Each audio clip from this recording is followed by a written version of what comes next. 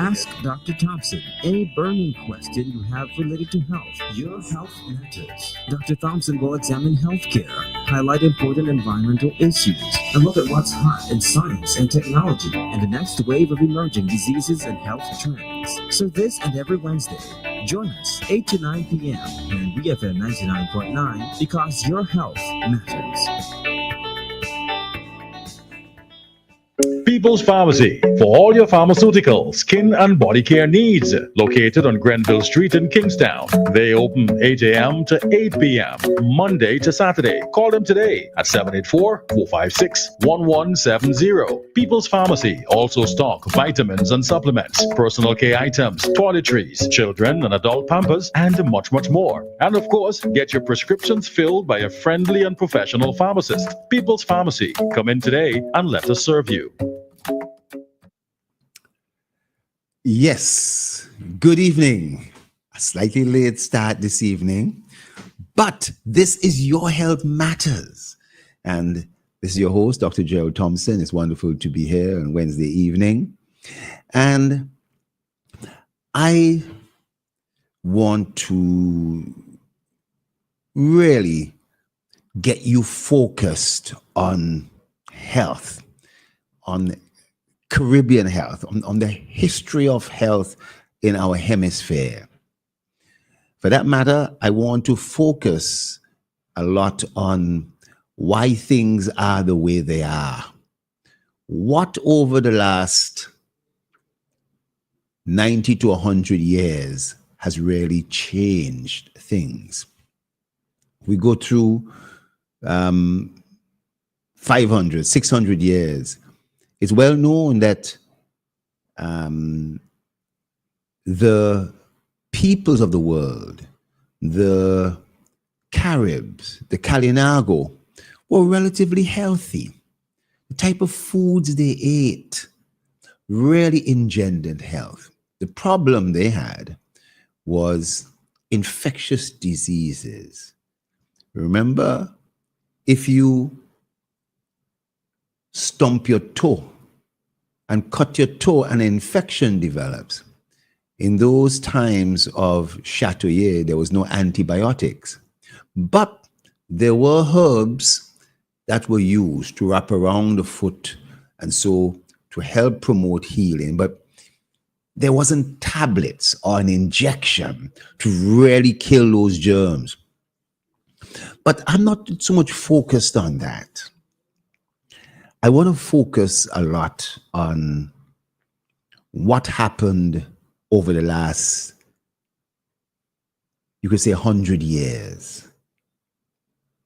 We know about 100 years ago, we were just getting over World War I.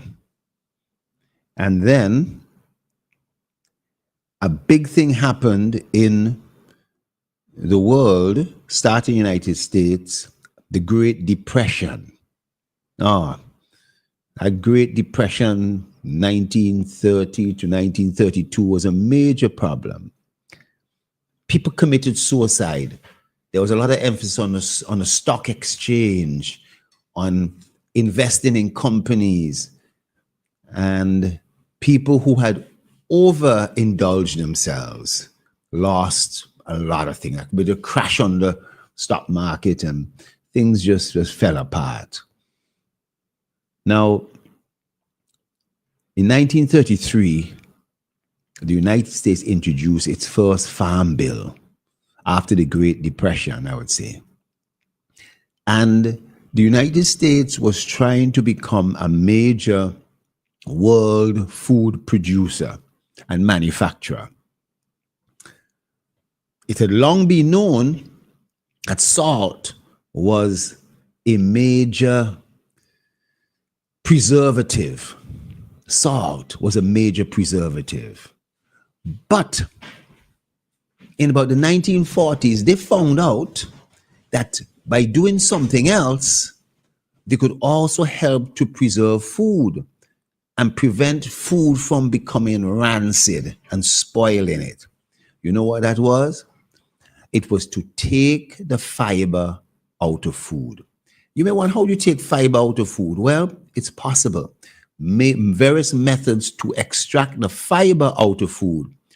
Fiber sounds as if, Kamal, it sounds as if it's tough, as if it's strong. But fiber really is a very perishable type starch. And if you leave it, it will start to decompose very quickly, and it will spoil and cause food to become rancid. So they found that extracting fiber out of food makes it last longer, prevents rancidity, as they say. Now, other methods became, we know, drying. In the 1940s, 50s, they started perfecting drying of food produce, you know, and then drying of agricultural produce, drying of meat, drying of agricultural produce, and also canning. Yes, they had known about canning of meat and so for a long time, but this was something that they perfected in about 1945, 1950. And then strange things happened. There was a president of the United States called President Eisenhower, who in 1961 started having a series of heart attacks. When the president of the United States gets a heart attack, and so people started going crazy. All the best scientists came in, huddled together, and after tests that could be done at that time, not tests that they're able to do today, tests that equipment at that time was able to do, they discovered that President Eisenhower's cholesterol was high. His fat was high. And here's where some of the problems started. In the 60s, going into the 70s, the first big dietary recommendations started. And what did they say? Reduce your fat, reduce your saturated fats, and as a substitute, increase your carbohydrates up to 55 or 60%. This was such a bad recommendation, but at that time, they thought it was a good thing to do. So let me set the stage. From 1965 up until about 1985, the recommendation roughly was to reduce fat, to severely reduce what's called saturated fat, and to increase your carbohydrate intake up to 55%. Now, they did also say reduce salt and reduce sugar, but they said increase the carbohydrate. What then happened in 1971, Richard Nixon was in power, and he wanted to make food cheaper, and he wanted America to supply the world. So they started all this monocrop, producing corn and researching how they could get better yields from corn and monocrops. For that, they started spraying with more fertilizers, with more pesticides, not knowing what the pesticides was able to do. Many of these pesticides were actually based on the female hormone estrogen. Estrogen-like, and today we've realized that many of those pesticides actually help to produce obesity. But what happened with this production is that food has certainly been able to produce in mass. Food that you could go to a supermarket and buy out of a refrigerator, frozen foods, and so. And it's less so in this country of St. Vincent and the Grenadines, but more so elsewhere. But also, the fast food era came in about getting things quick, fast, now. Oh, wait for 3 minutes. I mean, long ago, it should take you a good hour to cook something. Come on, take you an hour to cook something. Now you need that stuff in 3 minutes. If they're slow. Huh? They're very, very slow. Now, I am saying all this to say what has happened is that in so many countries of the world, soil has been depleted because of the pesticide and the overproduction. You have significant changes in the way in which certain foods like gluten as part of wheat and so now affects people. And I could go on. This program is not going to be about that.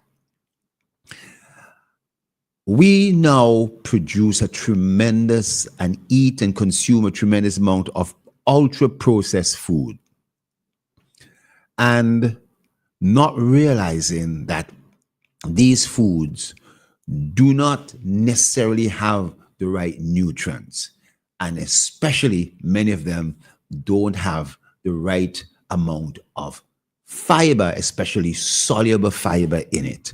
And that's what I want to have a little focus on today because of its relationship with diabetes in particular.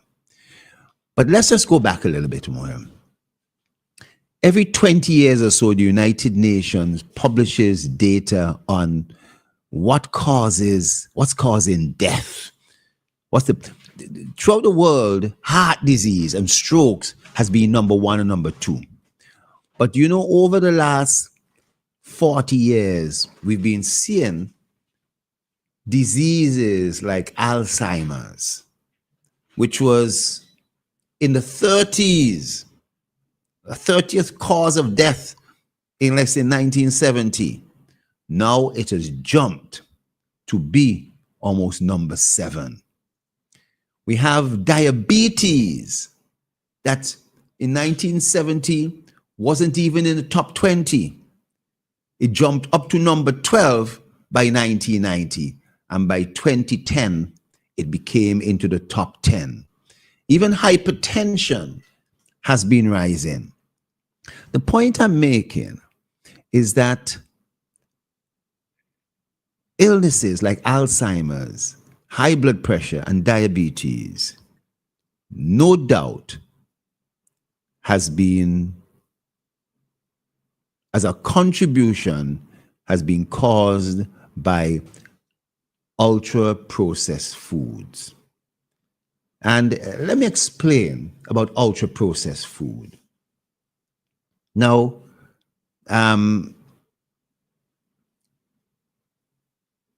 manufacturers break down whole foods, real foods, into smaller components like oil, sugars, starches, the protein, and the fiber. They may extract the fiber component, but they're then able to repackage it and add some artificial coloring. There are many different types of artificial coloring. Even some artificial enhanced flavoring to slightly get back a bit of the flavor, make it seem as if it's almost like what is the fresh version of the product. And they essentially are taking components that have come from corn and wheat and soy and sugarcane and beet and putting them together, making sure the right added colors are added, the add flavors are added, and all the preservatives and other things, and they're repackaging it as if it is good. We went through this with various forms of margarines. They used to take vegetable oil, soy, and those things, and hydrolyze it, pass hydrogen through it, that made it solid. And that's what you were using on your margarines. Nice and creamy and so forth, but it had no nutrients in it. But we later found out that it was deadly as a cause of heart attacks. But I want to focus today on this fiber stuff because we now realize the importance of soluble fiber. When I went to medical school, I didn't know that there was two types of fiber, soluble fiber and insoluble fiber. I always thought that fiber was just fiber and that you encourage elderly persons to eat fiber because it would help them move their bowels. It would help to alleviate constipation. These would have fiber in tablets, fiber in different forms, in bars of fiber, granola bars and all this kind of stuff. And we encourage people to eat these things, especially the elderly, so that they could have enough fiber inside their intestines to make their bowels move well. That's how I practiced in the 90s. And it was only later I found out there were two types of fiber, soluble fiber and insoluble fiber. Both soluble fiber and insoluble fiber helps to control your bowel movement, both of them. Insoluble fiber being the best thing. But soluble fiber, and this is what I want to explain to people. When soluble fiber is eaten, if it's in your food, because remember what I said, a lot of foods today, they've taken out the fiber. They've taken out all the fiber because the fiber is a little bit more perishable. It could go rancid. It could spoil a little easier. So they take that out so it could stay on the shelf longer. It could have a long shelf life. But if you eat food with a good amount of fiber, soluble fiber, by soluble fiber means that it dissolves in water or it attracts water.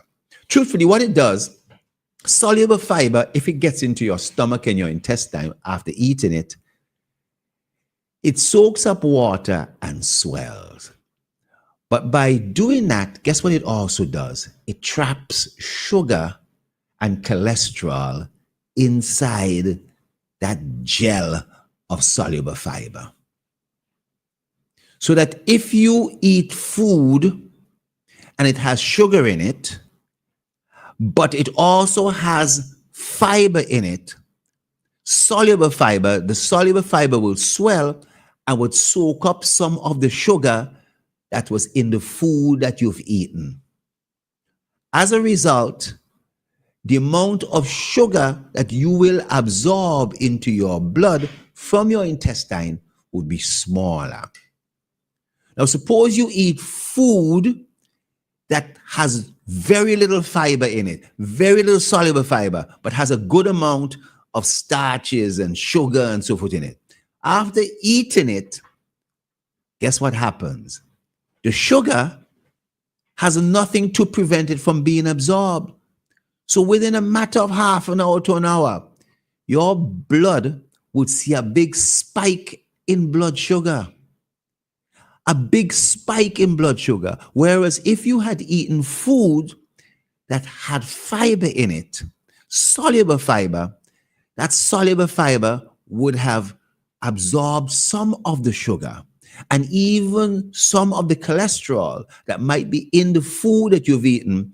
And the blood, 1 hour later, your blood sugar levels would only have spiked a little bit. We call foods that you eat where you only see a small spike foods with a low glycemic index. Sorry to use that term. But foods that cause a big spike soon after you've eaten them, half an hour to an hour after eating the foods, and it cause a massive spike or moderate spike, we call that foods with a high glycemic index. I want to tell you something. The foods with a low spike typically are going to be the foods that have in a lot of soluble fiber.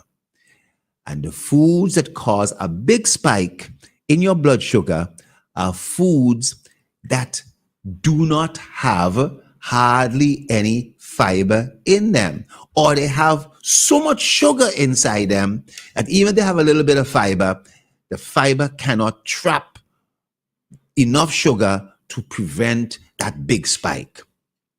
Now, there are foods among us, foods that have in a substantial amount of fiber.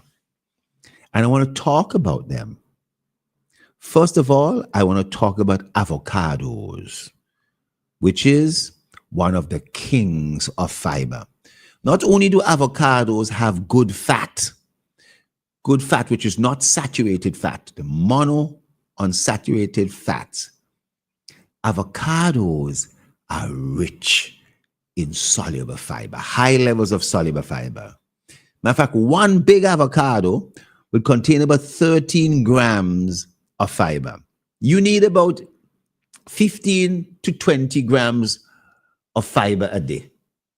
And one big avocado will contain 13.5. Now you're going to eat a whole avocado, but 1/3 of an avocado. You see, when I lived in England, my dad used to give us a tin slice of avocado. And I didn't like that, you know what I mean? But now I'm a big man. Yes, sir?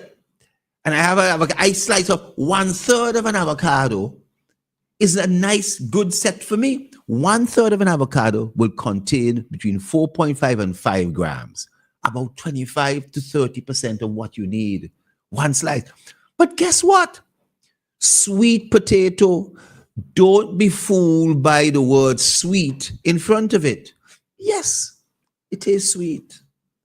But, and here it is, do you know sweet potato is a superfood now? Consider superfood because of the soluble fiber it contains. And guess where a lot of the soluble fiber is? Just underneath the skin. Just underneath the skin of the sweet potato. So that long ago, when I peel my sweet potato, because I peel it quick, I used to peel off most of the good stuff. Now we realize that it may be even better to sweat the potato with the skin on. Yeah? And if you are going to peel it very, very thinly. Or don't peel it at all. That's the best thing. Eat the skin. Nothing wrong. You know what I mean? Hey, come on, you make up your face about eating the skin. You know what I mean? Wash it good. Wash it and scrub it and so forth. You know what I mean? But the point I'm making is that you can peel it thin. Don't peel it thick. That's the point. So if you're gonna do like come out and say meat, no skin, right? All I'm saying is that it's damn good, right? Don't waste it all. But sweet potatoes, a couple of slices will contain 4 grams of fiber, and 50% of that is soluble fiber. 50% of it is soluble. So that, and now I want to go on before I talk more about sweet potato. Dasheen. Sweet potato, dasheen, breadfruit, we all consider this poor food, hog food, hard food. Yeah? Hard food. Well, let me tell you something. These are nice food, boy. These are some damn nice food. I gotta say, these are damn good food, And the dasheen, we've been underrated for so long. Dasheen, about 4 or 5 years ago, was added also as a superfood. Not just because it contains potassium and magnesium. It contains about 30% of the magnesium you need. It has copper in it. It has vitamin E. It has vitamin B6. But the amount of fiber it has in 6.7 grams per cup. So that's about what you need, about a copper dasheen. And that essentially is going to help. Now, you know another food that contains some nice amount of fiber? Plantain. Oh gosh. There's a slight difference between the green plantain and the ripe plantain, yellow plantain. But let me say, plantains are starchier, but less sweet than bananas. And the dietary fiber in plantains is about 5 grams, definitely higher than that of banana. And, it has some other things in it like potassium and so, but for fiber, it's great. So just avocados, sweet potato, dasheen, and plantains alone, you're way over your daily limit of starch, which is going to coat your stomach. And if there's any extra sugar in your diet, it's going to absorb that sugar. Extra cholesterol is going to absorb the cholesterol and prevent it from being absorbed and move it along the intestine. That's the important thing. You understand? Now, there's some other fruits that contain, I'm not going to say anything about arrowroot. Arrowroot is wonderful, starch and so forth. But that, I'm sure, is something that we will discuss here. But foods like broccoli and guava as a fruit, oh boy, tremendous, wonderful amount of soluble fiber. Small amounts, guava is high, has 9 grams of fiber per cup. Guava. But get a cup of guava, you're not going to get guava every day.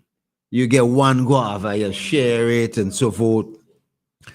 But this is where I want to surprise you. Do you know the fruit which has the highest amount of soluble fiber in the world? You know what it is? Kamal, do you know what it is? Yeah? The fruit with the highest amount of fiber in the world. Anybody, I should open up the lines and ask them. You know what I mean?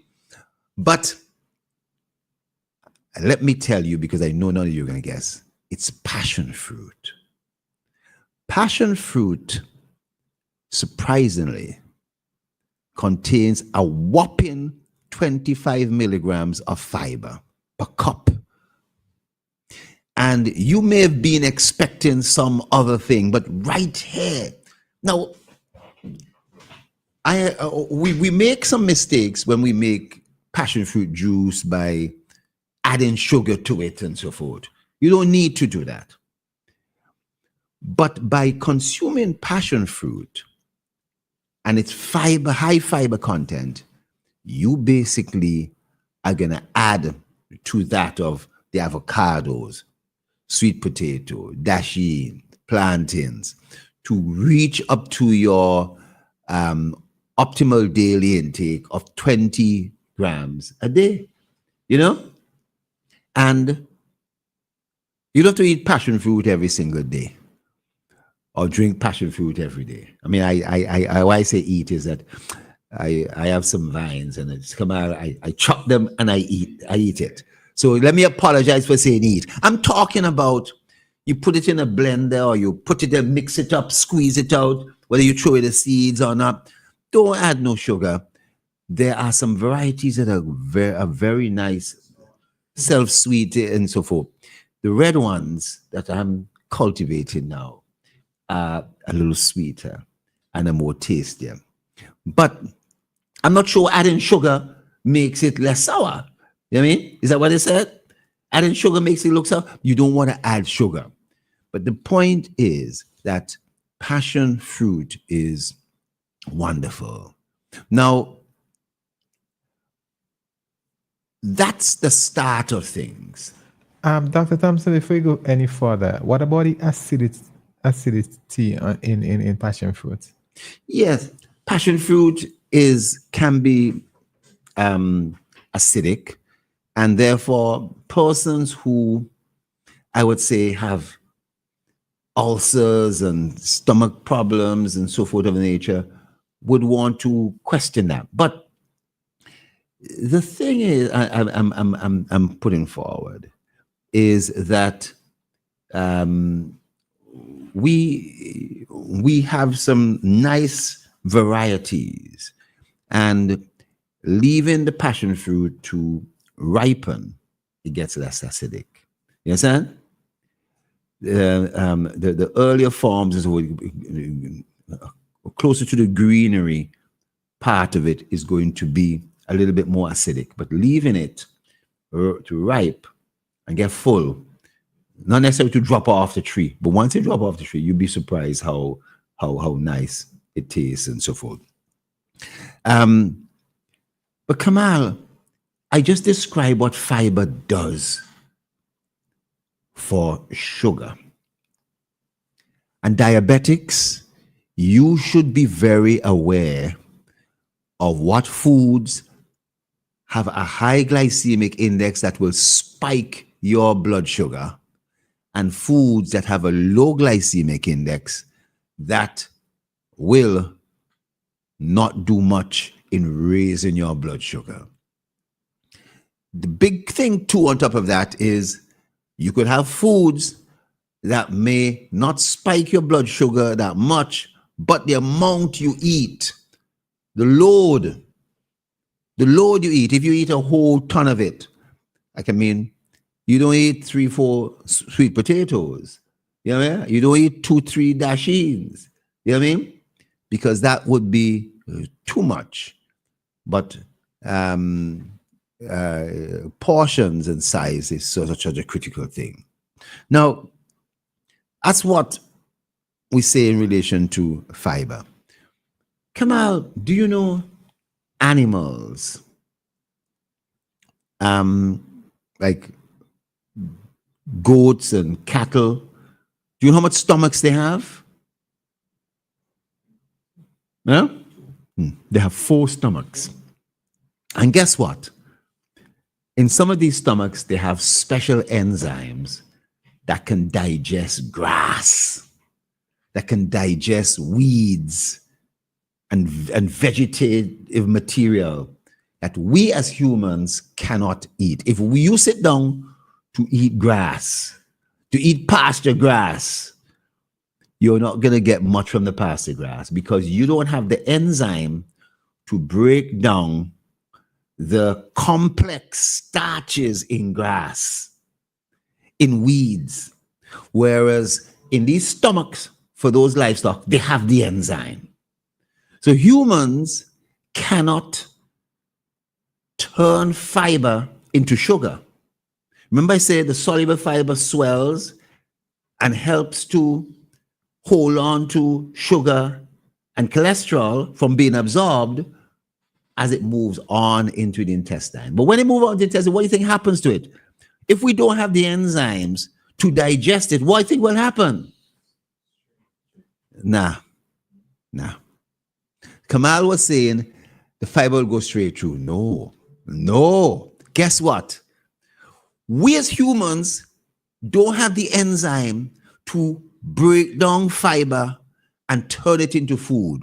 But guess what? Inside our intestines, there's a whole set of bacteria. We call it the microbiome. I don't know if any of you have heard that term before. Have you heard that term before? I'm introducing that term to you. The microbiome. It's become popular over the last 10 to 15 years. We never used to talk about it at all. We used to think what was inside the intestine was just S-H-I-T, if I could say that. You know what I mean? But the germs inside the intestine are so important. They're what we call good germs. They're the microbiome. And guess what they feed on? They need fiber to survive. They feed on the fiber that we eat. So let me start again.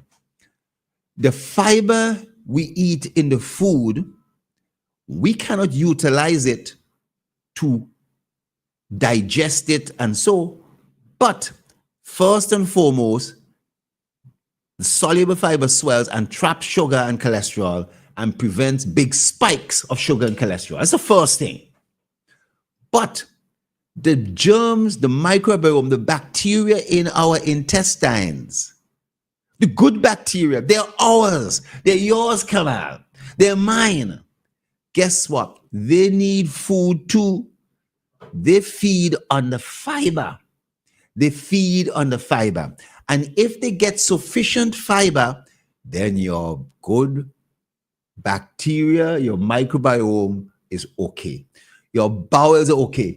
You ain't gonna have no bloating. You ain't gonna have no belly cramps. You ain't gonna have a whole set of symptoms and so forth. You ain't gonna have Crohn's and ulcerative colitis and inflammatory bowel disorder and this, that, a whole ton of things people have today. You won't have that much because the microbiome is being satisfied, is being nourished. Guess what? If you don't eat fiber, not only does it cause a spike in blood sugar and cholesterol, but your good bacteria ain't getting the right food. So they start to die off and are replaced by bad bacteria. Bacteria that basically want to invade your tissue, want to attack your intestine walls, will cause a whole set of other problems. I could go through a whole list of them, but I ain't stopping there. But guess what? If the bacteria ain't getting fiber and even if they start to turn into bad, they still need food. I want to tell you, why do we put oil in a car? Why do we put cooking oil into a frying pan? Why, when we're doing French fries, we put, the thing into an oil? Well, in a car, you don't want metal to rub against metal. And I suppose in cooking eggs and so forth, you want to be able to fry it and get it properly and so forth. You know what I mean? It's a good lubricant. There is a film of oily stuff that line your intestines. We call it mucin. And the germs are inside your intestines, but these germs aren't coming up against your tissues direct. There's mucin protecting it, like oil protecting metal from rubbing against metal. You understand? You don't want the bacteria touching flesh and tissue. You know what I'm saying? You don't want the SHIT directly touching the inside of your intestine. There's a layer of this oily mucin. If you don't have the fiber, the bacteria start to eat the mucin. The bacteria start to eat the mucin. Until when they get through the mucin, guess what they're going after? Yeah? Come on, say it louder for me, please. They're going after the tissues. And then when they start going after the tissues, that's when your intestine, I'm going to say something that might profound you. Do you know our immune system? We think our immune system may be in our tonsils or in our neck, or we see lymph nodes under our arms. Do you know 75% of your immune system is inside your gut, your intestines? It lines your intestines because that is the weakest part of your body. You understand? Your eyes is an entry point, but your nose could be an entry point. Your ears could be an entry point. But boy, from your mouth go down to your anus. We throwing things down. Can you imagine? We're shoveling stuff down every single day. Things that are scraping the wall. We eating meat that ain't good. We drinking water that might be contaminated. We taking chemicals and toxins. And boy, the immune system is keeping things at bay. But guess what? If the germs in your intestine ain't getting no fiber, have eaten the mucin, are getting into the tissue, your immune system goes crazy. They have to stop it. And it's causing chronic inflammation. A lot of people today suffer from chronic inflammation, inflammatory disorders. And inflammatory disorders, leads to cancer, leads to all sorts of other diseases, leads to worsening diabetes. And so, long and short of it is that not only should you be eating foods that are low in sugar, not only should you be making sure you utilize a whole lot of added sugar, extra sugar, right? But you should be making sure you take in adequate amount of fiber. And I've pointed out to you the many things that fiber does. I haven't stopped, but time wouldn't allow us to really talk enough about that. I don't know if there are any calls. We usually have a monologue, and we don't typically get these kind of calls. But, remember 457-9997. I just hear from some of the diabetics, because I really believe that diabetics are not totally adept with how to control their illness. There's no doubt for those of you who are on tablets to stimulate the insulin, or those who take insulin directly, or those who are on other type of medications to help control their blood sugar, that is a very important part of their treatment. But their diet and the food they're taking in is also so critical. And that what is of great importance is you have to be sure that the food you take in having sufficient fiber. If you ain't taking in the fiber, then the food you'll be taking in, if it has a lot of sugar in it, it's going to be absorbed and cause a spike. Is there...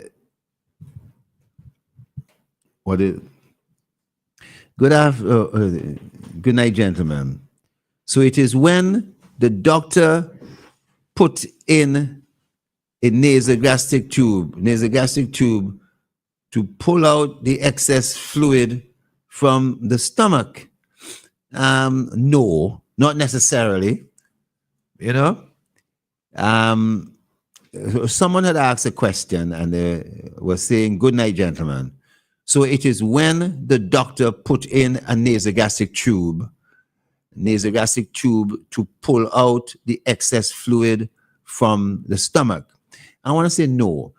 There are important reasons why doctors will put in a nasogastric tube. Most of the time, you would be in a hospital. Most of the time, that nasogastric tube is uncomfortable, and patients don't like it, so they want it out. So if the person who texted a message is the person who had a nasogastric tube, I know you didn't like it. Huh? Yeah, a nasogastric tube, right? A nasogastric tube is where a doctor will take a tube in like this. But it's clear, about this size, right? And he would put some lubricant on, some jelly on it, and put it down the nose. And guess what? The back of the nose, it comes back down into the back of the mouth. The back of the nose comes back down to the mouth. But we put it in nicely, and it goes down into the stomach. Now, what that does, if somebody has, number one, taken, let's say, an overdose or something, we can suck that stuff up. Number two, if a person has a blockage in their intestine, nothing can go past. If there's a traffic jam, if there's a landslide on the Leeward Highway, nothing could pass. You know what I'm saying? So that the point is that air and all this have to build up. So we put a nasogastric tube in at that time so that we could help relieve the obstruction. But the obstruction, it may not necessarily clear away the landslide or clear away the back wall that's fall down. But what it does, in the case of your stomach, it allows the air that's building up and the gas that's building up to come back out through the nasogastric tube so that your stomach doesn't swell. Now, the person there indicated that they had an intestinal obstruction. I didn't have it done, but at the hospital where I worked, I have seen it done. Yes. So for we put the nasogastric tube down and we could remove fluid. Yes. Sometimes if somebody's stomach is bleeding, we sometimes put down a nasogastric tube to suck out the blood. You know what I mean? Sometimes we put other things down there too to help stop the bleeding from taking place. If someone's taking an overdose of a bad overdose drug, somebody's taking some Gramaxone, drink some Gramaxone, we put it in a nasogastric tube and we sucking out that stuff, you know, to help save that person. However, if that person's intestine is also blocked because of a stricture or because of a tumor, let's say, a cancer, right? That's blocking it off, that's growing and block it off. Nothing could move, like a back wall falling down on the road. We then, all that backup traffic, we got to find a way of getting it going somewhere else. And the point I'm making is that by putting a nasogastric tube, we pull it out. Now, the person may have asked that question because I was talking about fiber coating the stomach and absorbing the sugar and absorbing the cholesterol. That's different. You know, now, the person, another person say, in a female, there's also a tube inserted in the private parts. This patient was complaining of pain in the stomach and couldn't go off freely. Well, when person say private parts, for a female, we often think it is the front passage, right? But the private part is also the back passage. That's also a private part as well. So sometimes we give enemas. Sometimes we do things like that, you know, but that's not commonly done to put a tube into the anus, right? But whether that person is also witnessing the fact that someone had a colonoscopy, we looked up the back passage. I could take suppose this is a special camera, and I could push this tube up through the anus and advance it up into the intestine to see if I find a tumor, a blockage that's causing the obstruction. There are other ways I could do this now with MRIs, with CAT scans, with other things like that too, you know? But this is, the advancement of medicine today is tremendous. That's why I really look forward to that medical acute referral, acute care hospital at Annesville. Kamal, you're young enough not to worry about that now. But when a hospital is built, another 15, 20 years time, you have any elderly problems. Yeah. But what you're saying, the technology now is that, the technology probably now are moving forward may not be that invasive, but right now it is. Well, you see, the person saying what would be described, it's done in Mount Sinai Hospital in Manhattan. Yes, these things have been done all over the world, and that's why I am saying I am looking forward to the acute care hospital, also dubbed as acute referral hospital, because it's not going to have referrals from the Grenadines and from Chateaubriand Hospital and Modern Medical and Kingston and Buckerman, but it's also going to have referrals from other islands, you know? And I am looking forward to seeing that hospital, and that maybe I won't have to travel up to the United States or things of that nature. I'll be able to have any kind of procedure done here one time. Well, Kamal, we've come to the end of the show, right? It came about well quick. But again, in this last minute, what I was trying to emphasize today is that it's not so much the pills and the injection of insulin and so for diabetes, but that the foods we eat, whether avocados, whether sweet potatoes, whether dasheen, whether plantains, whether drinking sorrel or guava, those are things, the fiber inside them can do a great job in relation to the control of your blood sugar. And this will be done in conjunction with the medications that you're on. So not just relying on the medications alone, but also diet. And diet, not relying just on the diet alone, but also the medication. So look at it very carefully and let's see what you could do to help you. Your health matters. This is Dr. Gerald Thompson signing off. Until next week, best wishes to you. People's Pharmacy, for all your pharmaceutical, skin and body care needs. Located on Grenville Street in Kingstown.